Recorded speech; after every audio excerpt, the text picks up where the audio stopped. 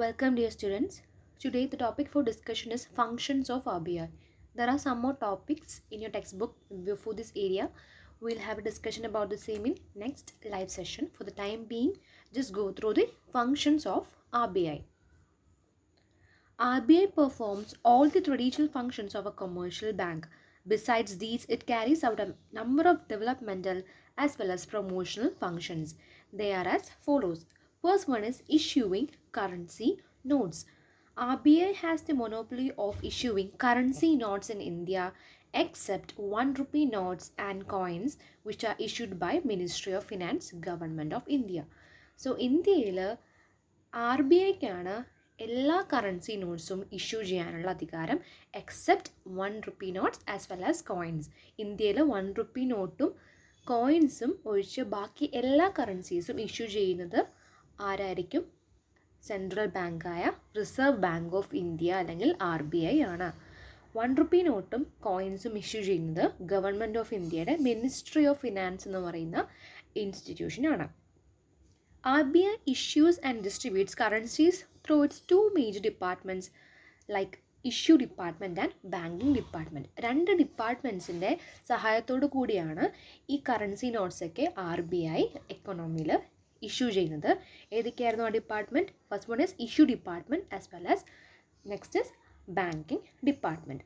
Both issue department and banking department have separate functions. Let's see what are the different functions entrusted with these departments that comes under RBI. Issue department is entrusted with the task of proper and efficient management of note issue. The issue department maintains currency chest with the branches of SBI Group, government treasuries and sub-treasuries as well as with public sector banks. So what is basically this currency chest? Currency chest are the boxes where stocks of notes and coins are kept. So RBIയിലെ currency notes issue ചെയ്യാൻ help ചെയ്യുന്ന first department ആയിരുന്നു issue department. Issue ഡിപ്പാർട്ട്മെൻറ്റിൻ്റെ main function എന്ന് പറയുന്നത് ഈ not ഇഷ്യൂവിനെ എഫക്റ്റീവായിട്ടും എഫിഷ്യൻ്റായിട്ടും പ്രോപ്പറായിട്ടൊക്കെ manage ചെയ്യുക. അതിനുവേണ്ടി അവർ ഒരുപാട് ബ്രാഞ്ചസിൻ്റെയും അതേപോലെ തന്നെ ഡിഫറെൻറ്റ് ബാങ്ക് അവരുടെ ബ്രാഞ്ചസ് ഡിഫറെൻറ്റ് ഫിനാൻഷ്യൽ ഇൻസ്റ്റിറ്റ്യൂഷനും അതേപോലെ തന്നെ പബ്ലിക് സെക്ടർ ബാങ്ക് ഗവൺമെൻറ് ട്രഷറീസിൻ്റെയൊക്കെ ഹെൽപ്പ് ആവശ്യപ്പെടുന്നുണ്ട്. ആ മെയിൻ ഇൻസ്റ്റിറ്റ്യൂഷൻസും ആ ഡിഫറെൻറ്റ് ബാങ്ക്സും എങ്ങനെയാണ് ഈ ഇഷ്യൂ ഡിപ്പാർട്ട്മെൻറ്റിനെ ഹെൽപ്പ് ചെയ്യുന്നത്? They will keep different currency chest with them. ആരൊക്കെയാണ് അങ്ങനെ കറൻസി ചെസ്റ്റുകൾ അവരുടെ കയ്യിൽ സൂക്ഷിക്കുന്നത്? ഇഷ്യൂ ഡിപ്പാർട്ട്മെൻറ്റ് പറയുന്നതനുസരിച്ച് SBI group, government treasuries, sub treasuries, public sector banks പോലുള്ള ഡിഫറെൻറ്റ് ഫിനാൻഷ്യൽ ഇൻസ്റ്റിറ്റ്യൂഷൻസ് ആയിരിക്കും ഇതേപോലുള്ള കറൻസി ചെസ്റ്റ് ബോക്സ് എന്ന് പറയുന്ന ആ സംഭവങ്ങൾ കീപ്പ് ചെയ്യുന്നത്. എന്താണ് ആക്ച്വലി ഈ കറൻസി ചെസ്റ്റ് എന്ന് പറയുന്നത്? ഡിഫറെൻറ്റ് നോട്ട്സും കോയിൻസൊക്കെ നമ്മൾ സൂക്ഷിക്കുന്ന ഒരു ബോക്സിനെയാണ് നമ്മൾ കറൻസി ചെസ്റ്റ് എന്ന് വിളിക്കുന്നത്. സോ ഇഷ്യൂ ഡിപ്പാർട്ട്മെൻറ്റിൻ്റെ നിർദ്ദേശപ്രകാരം ഇതേപോലുള്ള ഡിഫറെൻറ്റ് ഫിനാൻഷ്യൽ ഇൻസ്റ്റിറ്റ്യൂഷൻസ് ഈ കറൻസി ചെസ്റ്റ് ബോക്സസ് ഒക്കെ സൂക്ഷിക്കുന്നു. That is A major function or task entrusted with the issue department. Next is banking department of RBI. They manages seasonal fluctuations in the currency circulation. Whenever currency circulation declines, the banking department transfer eligible securities to the issue department on the base of which issue department issues more currency notes. So basically seasonal fluctuations, അതായത് business cycles ഉണ്ടെന്ന് നമുക്കറിയാം. Depression, recession, recovery and boom, ഇങ്ങനെയുള്ള different seasons ബിസിനസ്സിൽ വരുമ്പോൾ ചില സമയത്ത് മണി അല്ലെങ്കിൽ currency circulation flow എപ്പോഴെങ്കിലും ഇൻട്രപ്റ്റ് ആയാൽ അങ്ങനെയുള്ള സമയത്ത് ഈ ബാങ്കിങ് ഡിപ്പാർട്ട്മെൻറ്റ് ആയിരിക്കും ഇഷ്യൂ ഡിപ്പാർട്ട്മെൻറ്റിലേക്ക് എന്ത് ചെയ്യുന്നത്? കുറച്ച് സെക്യൂരിറ്റീസ് ഇഷ്യൂ ചെയ്തിട്ട് അവരുടെ കയ്യിൽ നിന്നും അതിനാവശ്യമായിട്ടുള്ള കറൻസി നോട്ട്സ് മേടിക്കുന്നത്. സോ ഇഷ്യൂ ഡിപ്പാർട്ട്മെൻറ്റിൻ്റെ കയ്യിൽ നിന്നും ഈ കറൻസി സർക്കുലേഷൻസ് അല്ലെങ്കിൽ ഫ്ലക്ച്വേഷൻസ് ഒക്കെ ഒരു കറക്റ്റായിട്ട് ബാലൻസിൽ അല്ലെങ്കിൽ ഇക്വിലിബ്രിയത്തിൽ എത്തിക്കാൻ വേണ്ടി ബാങ്കിങ് ഡിപ്പാർട്ട്മെൻറ്റ് ആയിരിക്കും സെക്യൂരിറ്റീസൊക്കെ ഇഷ്യൂ ചെയ്തിട്ട് അതിന് പകരമായിട്ട് ഈ ഇഷ്യൂ ഡിപ്പാർട്ട്മെൻറ്റുകളിൽ നിന്നും കറൻസി നോട്ട്സ് മേടിക്കുന്നത്. RBI follows minimum reserve system of note issue. According to the system, RBI has to keep a minimum reserve of 200 crores, out of which 115 crores are to be kept in the form of gold reserves and 85 crores in the form of foreign exchange reserves. ഈ RBIയിൽ currency issue അല്ലെങ്കിൽ ആ currency notes issue ചെയ്യുന്ന കാര്യത്തിൽ രണ്ട് departments RBIനെ help ചെയ്യുന്നു പറഞ്ഞു. Banking ഡിപ്പാർട്ട്മെൻറ്റും issue ഡിപ്പാർട്ട്മെൻറ്റും. അതുപോലെ തന്നെ മറ്റൊരു കാര്യം കൂടെ കറൻസി നോട്ട്സ് ഇഷ്യൂ ചെയ്യുന്ന സമയത്ത് RBI ശ്രദ്ധിക്കണം. എന്തായിരുന്നു? സഫിഷ്യൻറ്റ് റിസർവ് അവരുടെ കയ്യിൽ അവർ കീപ്പ് ചെയ്യണം. ഒരു 200 crores എങ്കിലും റിസർവ് ആയിട്ട് എമൗണ്ട് ആർ ബി ഐയുടെ കയ്യിൽ കീപ്പ് ചെയ്തിട്ടുണ്ടാവണം. അതാണ് മിനിമം റിസർവ് ആയിട്ട് അവർ കീപ്പ് ചെയ്യേണ്ട എമൗണ്ട്. അതെങ്ങനെയൊക്കെ ആയിരിക്കണം കീപ്പ് ചെയ്യേണ്ടത്? ആ reserve 115 crores in the form of gold reserve, gold ആയിട്ട് നമുക്ക് സൂക്ഷിക്കാം. Then 85 crores in the form of foreign exchange reserve. ഈ രണ്ട് രീതിയിലായിരിക്കണം RBI അവരുടെ കയ്യിൽ റിസർവ് കീപ്പ് ചെയ്യേണ്ടത്. റിസർവ് കീപ്പ് ചെയ്തിട്ട് ബാക്കിയുള്ള എമൗണ്ട് മാത്രമേ അവർക്ക് കറൻസി ആയിട്ട് ഇഷ്യൂ ചെയ്യാൻ വേണ്ടി, അല്ലെങ്കിൽ കറൻസി നോട്ട്സ് ആയിട്ട് ഇഷ്യൂ ചെയ്യാൻ വേണ്ടി പറ്റുള്ളൂ. 200 crores they have to keep at least a minimum reserve of 200 crores. That should be in the form of gold reserve as well as in the form of foreign exchange reserve. Second function of RBI is banker to the government. RBI acts as banker to both central government as well as state governments. As a banker to government, it provides following services. First one is, it maintains and operates the deposit account of central and state governments. Central ഗവൺമെൻറ്റും state ഗവൺമെൻറ്റൊക്കെ അവരുടെ deposits സൂക്ഷിക്കുന്നത് RBIയിലായിരിക്കും. അവർക്ക് അക്കൗണ്ടിലുള്ളത് എവിടെയായിരിക്കും? Reserve bank of ഇന്ത്യയിലായിരിക്കും.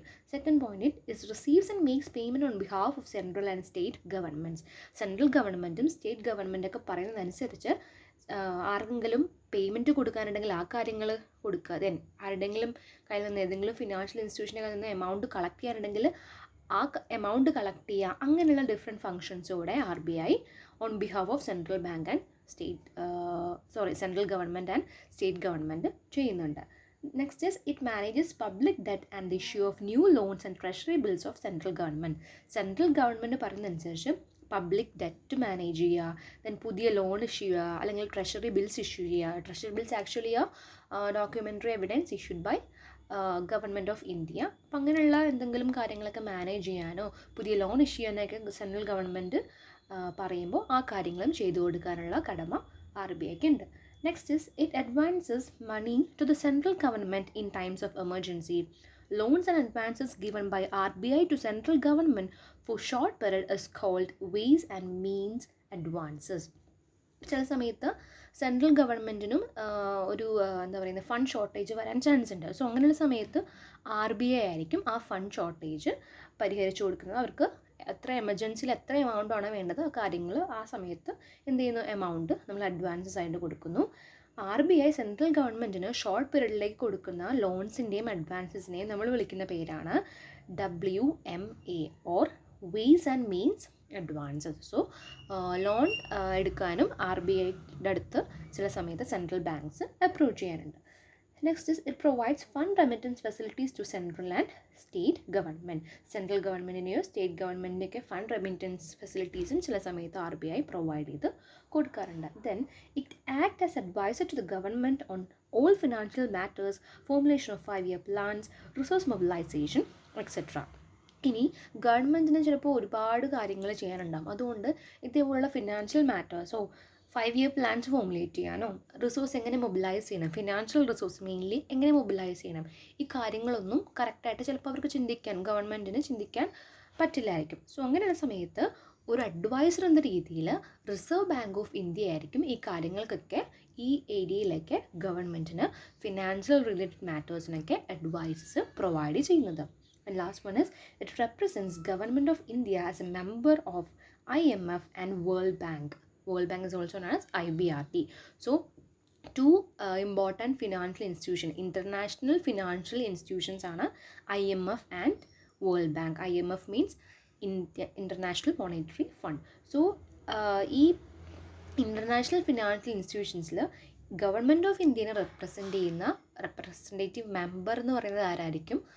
നമ്മുടെ RBI അല്ലെങ്കിൽ റിസർവ് ബാങ്ക് ഓഫ് ഇന്ത്യ ആണ്. These are the various points discussed in the banker to the government. Next function of RBI or Central Bank of India is Bankers Bank. Being the apex financial institution in the country, RBI controls and regulates the activities of all scheduled commercial banks in India. In the following areas, RBI acts as Bankers Bank. എങ്ങനെയൊക്കെയാണ് RBI ഒരു ബാങ്കിൻ്റെ ബാങ്കറായിട്ട് act ചെയ്യുന്നത് എന്നാണ് പറയുന്നത്. Mainly ഇന്ത്യയിലുള്ള എല്ലാ scheduled commercial ബാങ്ക്സിനെയും അവരുടെ ആക്ടിവിറ്റീസിനെയൊക്കെ control ചെയ്യുന്നതും റെഗുലേറ്റ് ചെയ്യുന്നതും RBI ആയിരിക്കും. അതിൽ എന്തൊക്കെ ആക്ടിവിറ്റീസാണ്, എന്തൊക്കെ ഫങ്ഷൻസാണ് RBI ചെയ്യുന്നത് നമുക്ക് നോക്കാം. First one, it keeps reserves of commercial banks. Commercial ബാങ്ക്സിനും ചില കേസിൽ ഇത്ര എമൗണ്ട് റിസർവ് ആയിട്ട്, ചിലപ്പോൾ ഗോൾഡായിട്ടോ അല്ലെങ്കിൽ എന്തെങ്കിലും ഡെപ്പോസിറ്റ്സ് ഒക്കെ ആയിട്ട് റിസർവ് കീപ്പ് ചെയ്യണമെന്നുണ്ടാവും. അവരവരുടെ ഈ ഫണ്ട് അല്ലെങ്കിൽ റിസർവ് കീപ്പ് ചെയ്യുന്ന ആളുടെ അടുത്തായിരിക്കും സെൻട്രൽ ബാങ്കായ റിസർവ് ബാങ്ക് ഓഫ് ഇന്ത്യയുടെ കയ്യിലായിരിക്കും. So Reserve bank of India keeps the reserves of commercial banks in the country. Second one, it serves as lender of last resort by meeting the immediate cash requirements of commercial banks. എന്തുകൊണ്ടാണ് RBIനെ lender of last resort എന്ന് വിളിക്കുന്നത്? കാരണം എപ്പോഴെങ്കിലും commercial ബാങ്ക്സിന് എന്തെങ്കിലും ഫണ്ടിന് എന്തെങ്കിലും deficit അല്ലെങ്കിൽ shortage വന്നിട്ടുണ്ടെങ്കിൽ ആ സമയത്ത് ആ ക്യാഷ് റിക്വയർമെൻറ്റ് ഇമ്മീഡിയറ്റ് ആയിട്ട് മീറ്റ് ചെയ്യുന്നത് ആരായിരിക്കും?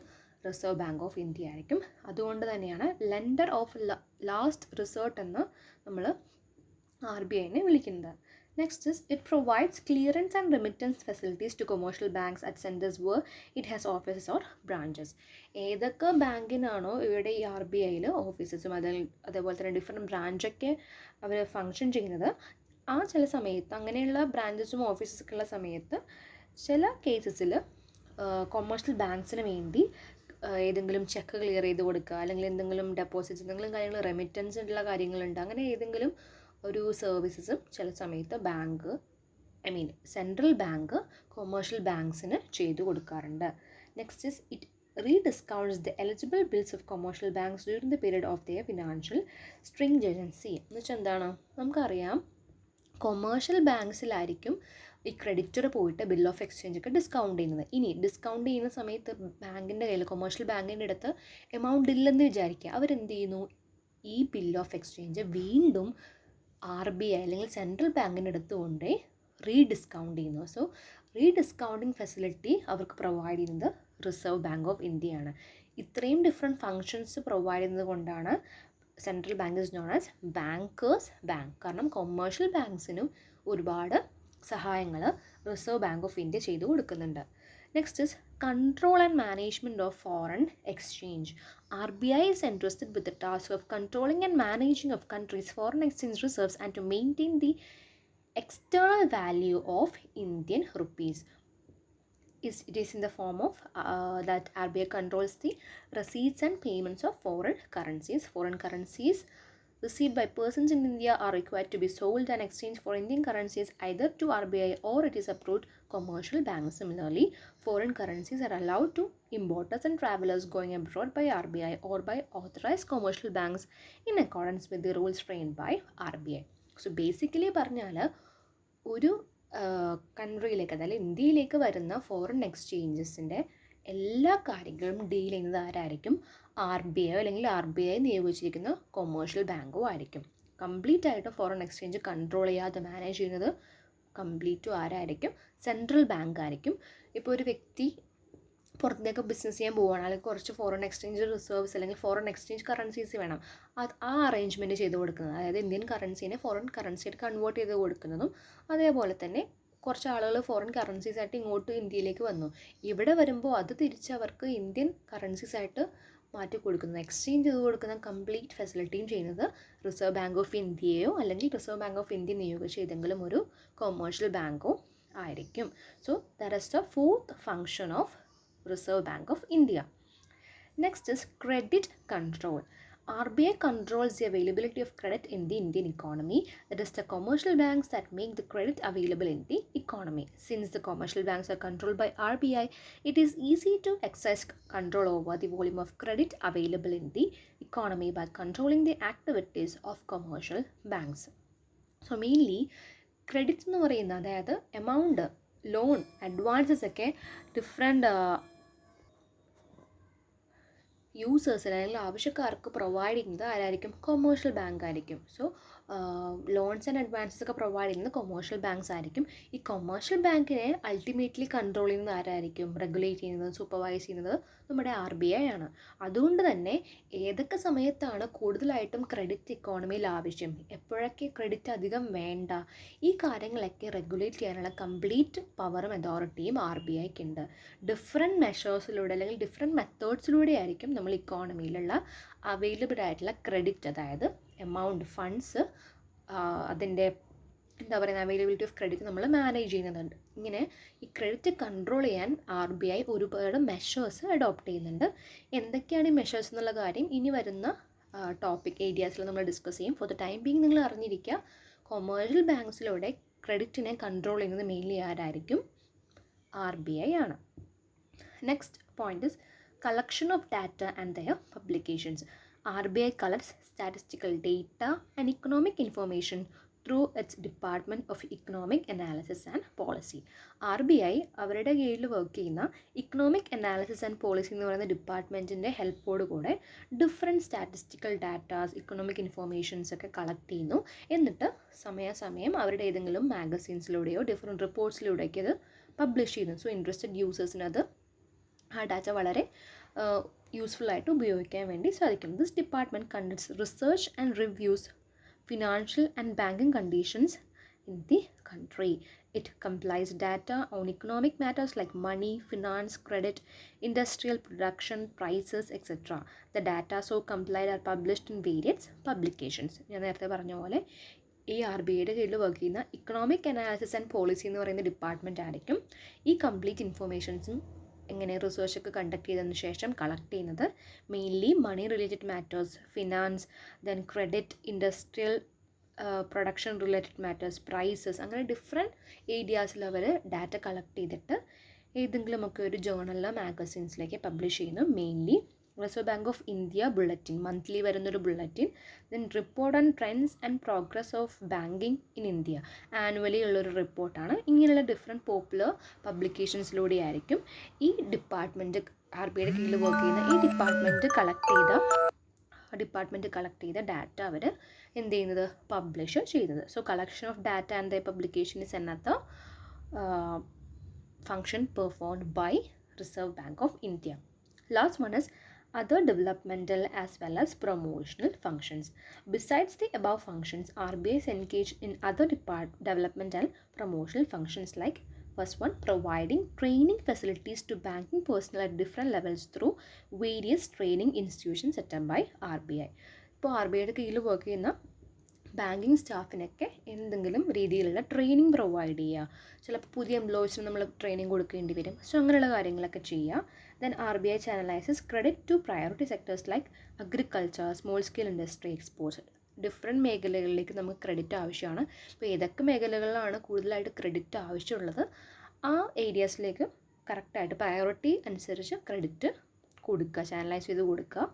Then it makes institutional arrangement for rural and industrial finance by setting up various cells and institutions under the control of RBI.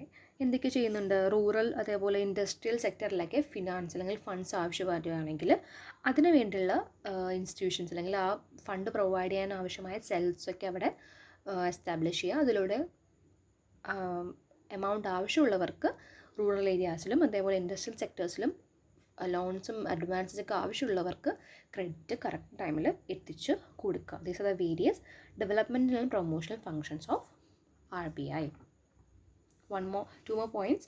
It assists the government in economic planning and takes suitable steps to improve the working of Indian money market. And RBI also appoints committees from time to time to inquire into the problems of money and banking and to suggest measures to resolve them.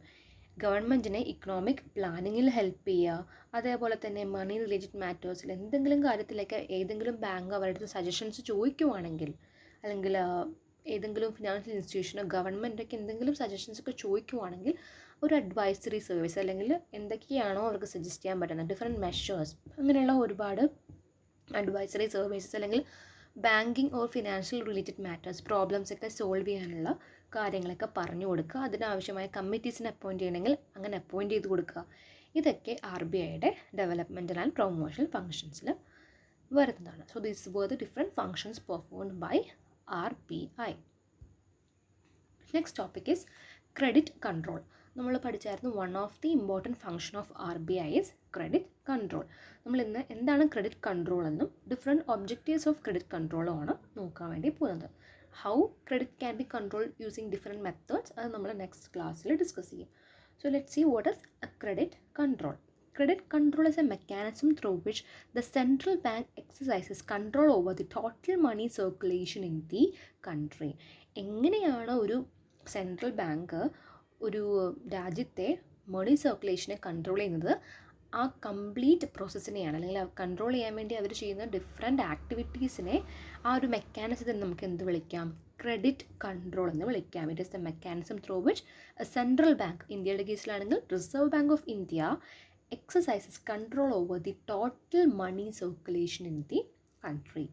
Depending on the situation prevailing in the economy, central bank is able to increase or decrease the total money circulation in the economy. So economy situation നമ്മൾ ആദ്യമേ തന്നെ നോക്കും, എന്നിട്ട് ഈ money circulation കൂട്ടണോ അല്ലെങ്കിൽ കുറക്കണോ, ഈ different കാര്യങ്ങളായിരിക്കും RBI തീരുമാനിക്കുന്നത്. ആ കംപ്ലീറ്റ് മെക്കാനിസത്തെയാണ് മണീനെ കൺട്രോൾ ചെയ്യുന്നത്, അല്ലെങ്കിൽ ആ മണിയുടെ സർക്കുലേഷനെ കൺട്രോൾ ചെയ്യുന്ന മെക്കാനിസത്തെയാണ് ക്രെഡിറ്റ് കൺട്രോൾ എന്ന് പറയുന്നത്. All the steps taken by central bank of a country to ensure smooth flow of bank credit in the country is called credit control. നമ്മളിപ്പോൾ പറഞ്ഞ കാര്യം തന്നെയാണ്. എങ്ങനെയാണോ മണി സർക്കുലേറ്റ് ചെയ്യേണ്ടത്, അല്ലെങ്കിൽ ഏതൊക്കെ രീതിയിലാണ് സർക്കുലേറ്റ് ചെയ്യേണ്ടത്, smooth flow of money ensure ചെയ്യുന്ന എല്ലാ മെക്കാനിസത്തിനെയും നമ്മൾക്ക് എന്ത് വിളിക്കാം? ക്രെഡിറ്റ് കൺട്രോൾ എന്ന് വിളിക്കാം. Credit control is effected by central bank through the commercial banks. ഒരിക്കലും ഈ ക്രെഡിറ്റിനെ നമുക്ക് സെൻട്രൽ ബാങ്കിന് ഡയറക്റ്റായിട്ട് കൺട്രോൾ ചെയ്യാൻ പറ്റില്ല.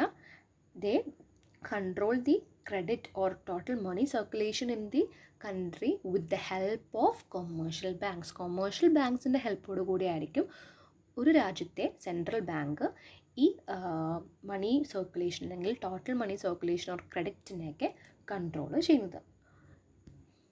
What are the objectives of credit control? First one is price stability. One of the main objective of credit control is to maintain price stability in the country by controlling the volume of credit. എല്ലാ കാര്യങ്ങൾക്കും ഒരു price stability ഉണ്ടാകാൻ വേണ്ടിയാണ് mainly നമ്മൾ ക്രെഡിറ്റിനെ control ചെയ്യുന്നത്. Different situations ഇക്കോണമിയിൽ വരാം, inflation വരാം, deflation വരാം. സോ ഇങ്ങനെ ഇൻഫ്ലേഷനും ഡീഫ്ലേഷനും വരാതെ ഒരു ഇക്വിലിബ്രിയത്തിൽ പ്രൈസിനെ കൊണ്ടുപോകുക, അല്ലെങ്കിൽ ഒരു ബാലൻസിൽ ഒരു സ്റ്റെബിലിറ്റിയിൽ പ്രൈസിനെ കൊണ്ടുപോകാൻ വേണ്ടിയാണ് മെയിൻലി നമ്മൾ credit control RBI ചെയ്യുന്നത്. What is actually inflation? Inflation is a situation where the prices are rising and deflation is a situation where excessive falls in the prices. അങ്ങനെ എക്സസീവ് ആയിട്ട് പ്രൈസ് ഫോൾ ചെയ്താലും അല്ലെങ്കിൽ excessive ആയിട്ട് price rice ചെയ്താലും economic ഒട്ടും നല്ലതല്ല. എപ്പോഴും ഒരു ഇക്വിലിബ്രിയത്തിൽ അല്ലെങ്കിൽ സ്റ്റെബിലിറ്റിയിൽ പ്രൈസ് മൂവ് ചെയ്യണം. അതിനു വേണ്ടിയായിരിക്കും mainly credit control RBI perform ചെയ്യുന്നത്. It is first main objective of credit control. Second one is to achieve stability of foreign exchanges. നമ്മൾ നേരത്തെ പറഞ്ഞു എന്തായിരുന്നു ഫോറിൻ എക്സ്ചേഞ്ച്. ഈ ഫോറിൻ എക്സ്ചേഞ്ചിൻ്റെ ഫ്ലോയിലൊരു സ്റ്റെബിലിറ്റി കൊണ്ടുവരാനും ഈ ക്രെഡിറ്റ് കൺട്രോൾ ഒരു പരിധി വരെ RBIനെ ഹെൽപ്പ് ചെയ്യുന്നുണ്ട്. ഈ stable rate of foreign currency exchanges can be achieved only by increasing or decreasing the volume of credit in the country. Third point is elimination of business cycle. നമ്മൾ പറഞ്ഞായിരുന്നു different business cycles ഉണ്ട്, depression, recession, recovery, booms. പക്ഷേ ഈ business സൈക്കിൾസൊക്കെ ഒരുപാട് നാളത്തേക്ക് ഇങ്ങനെ continue ചെയ്ത് നിന്നാൽ ഒരിക്കലും ഇക്കോണമിയിൽ നമുക്ക് പ്രോഫിറ്റ് ഉണ്ടാകാനോ അല്ലെങ്കിൽ ഇക്കോണമിയിൽ കറക്റ്റായിട്ട് പെർഫോം ചെയ്യാനോ ഫങ്ഷൻ ചെയ്യാനോ പറ്റില്ല. സോ ഈ ബിസിനസ് സൈക്കിൾസിനൊക്കെ എലിമിനേറ്റ് ചെയ്യാനും ഡിഫറെൻറ്റ് പ്രൈസ് ഫ്ലക്ച്വേഷൻസ് വരുമ്പോൾ അല്ലെങ്കിൽ എക്കണോമിക് ആക്ടിവിറ്റീസിലൊക്കെ അപ്സ് ആൻഡ് ഡൗൺസ് വന്ന് ഫ്ലക്ച്വേറ്റ് ചെയ്യുമ്പോൾ അതിനെയൊക്കെ ഒന്ന് കറക്റ്റായിട്ട് നിയന്ത്രിക്കാനും ഈ ക്രെഡിറ്റ് കൺട്രോളിൻ്റെ ഡിഫറെൻറ്റ് മെത്തേഡ്സിലൂടെ അല്ലെങ്കിൽ മെഷേഴ്സിലൂടെ RBIക്ക് സാധിക്കും. അതെങ്ങനെയാണ് നമ്മൾ നെക്സ്റ്റ് ക്ലാസ്സിൽ പഠിക്കും. ജസ്റ്റ് അറിഞ്ഞിരിക്കുക, ബിസിനസ് സൈക്കിൾസിനൊക്കെ എലിമിനേറ്റ് ചെയ്യാനും ക്രെഡിറ്റ് കൺട്രോൾ നമ്മൾ യൂസ് ചെയ്യുന്നുണ്ട്. Next last one is economic growth. Economic growth of A country can only be achieve through the credit policy of central bank. ഒരു സെൻട്രൽ ബാങ്കിൻ്റെ ആ ഒരു രാജ്യത്തെ സെൻട്രൽ ബാങ്കിൻ്റെ ക്രെഡിറ്റ് പോളിസി എങ്ങനെയാണ്, അല്ലെങ്കിൽ അവർ ക്രെഡിറ്റിനെ കൺട്രോൾ ചെയ്യുന്ന വിധം എങ്ങനെയാണ്, അതനുസരിച്ചിരിക്കും ആ ഇക്കോണമി ഗ്രോത്ത് ലെവലിലേക്കാണോ പോകുന്നതെന്ന് നമുക്ക് തീരുമാനിക്കാൻ വേണ്ടി.